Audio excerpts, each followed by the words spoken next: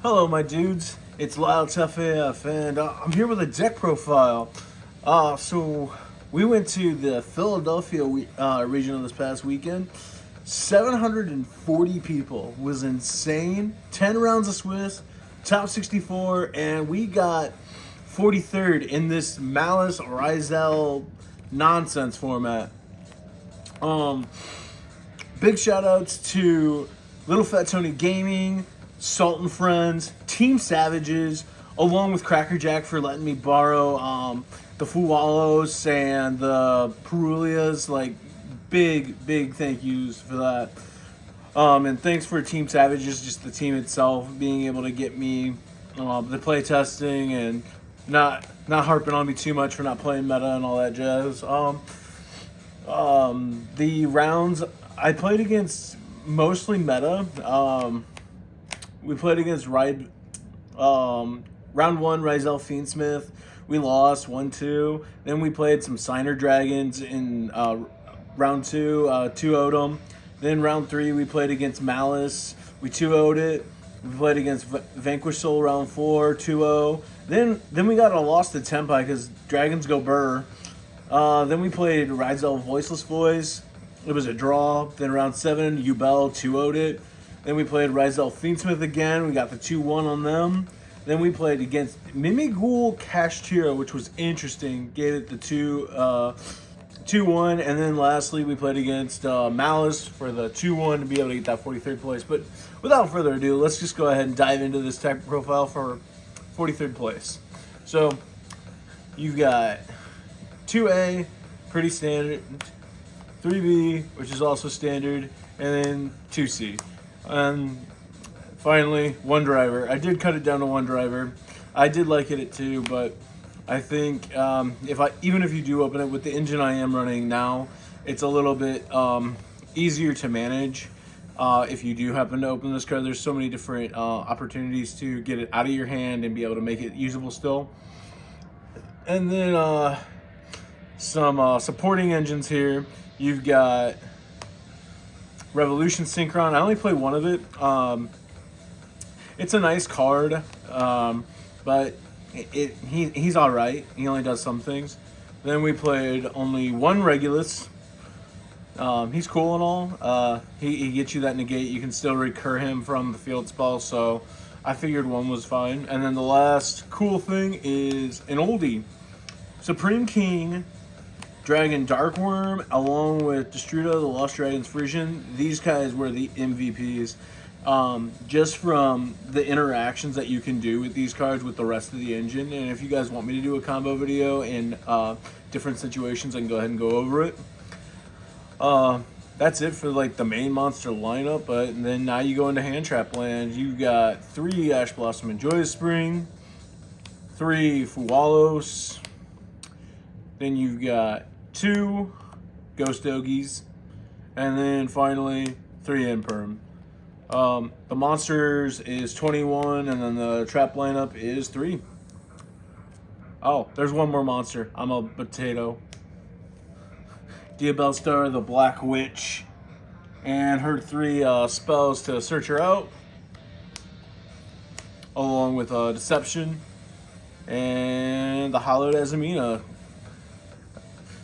These cards were phenomenal all day long. Just getting to the Black Witch, being able to use the Deception to pop pieces, being able to trigger those pieces off, then being able to go and do the actual combo of making the board.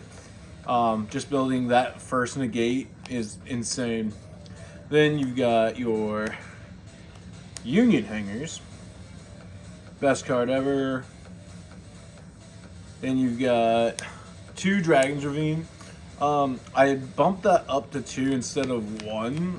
The card, if you open it, opens more plays. I honestly thought about cutting the Revolution out altogether in order to play a second Destrudo, just in order to see it, so that it opens up more plays just in case you open a Dog Water hand. Then the last of the field spells, you've got 1 Therian Disc Coliseum and 1 Chicken Game. And then Terraforming and Set Rotation. And then the last two spells in the deck are Tuning and Called by the Grave. The Tuning I'm planning on cutting out along with the Revolution. Like, it's nice to go into certain plays, but other times, like, it's just a win more card, in all honesty. Now for the extra deck, there was only 16 spell cards in the min. For the extra deck, you've got 3 of the boy.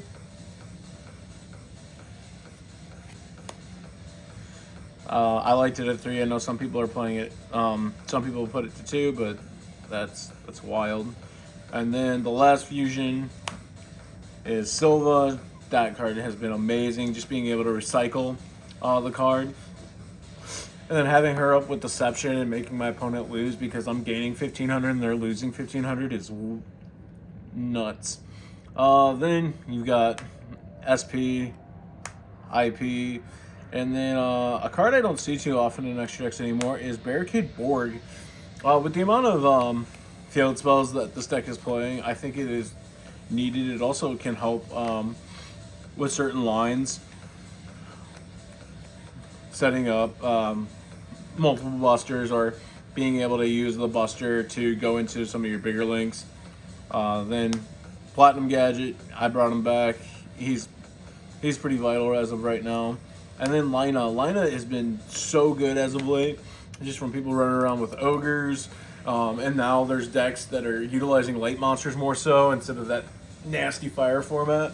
And then you've got your access code talker. And then this nice lady who put in so much work. Underworld Goddess.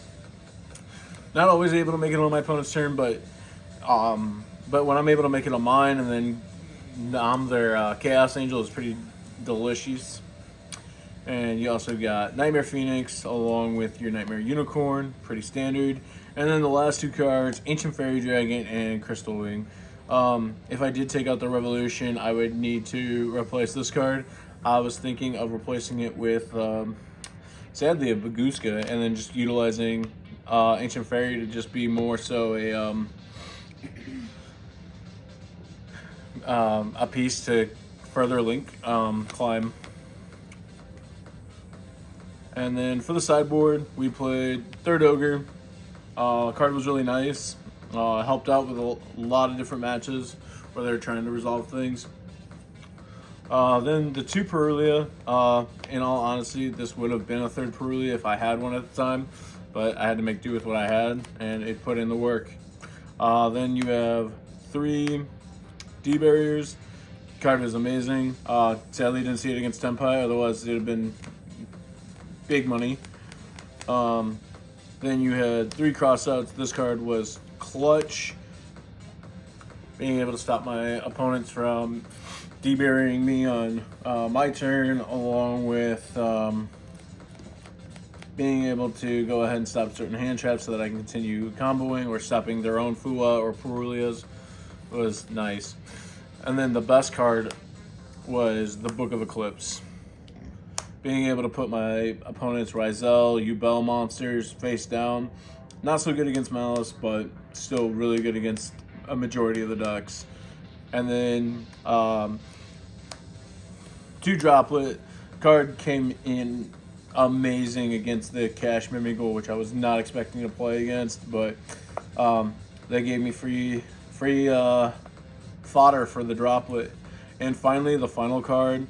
I've seen a lot of people playing Anti-Spell Fragrance. I decided to go a different route just because of Lina and Witch. Secret Village of the Spellcasters. Just because of the amount of search, just from terraforming and set rotation, and then being able to find it off of the Ancient Fairy Dragon. You have more searchability with it to be able to lock your opponent out of the game. Let me know on what you guys think of the deck, and if you have any comments, questions, or concerns, please let me know. This is Lyle Tough AF with Team Savages, and as again, the sponsors of this video are Little Fat Tony Gaming and Sultan Friends. Peace.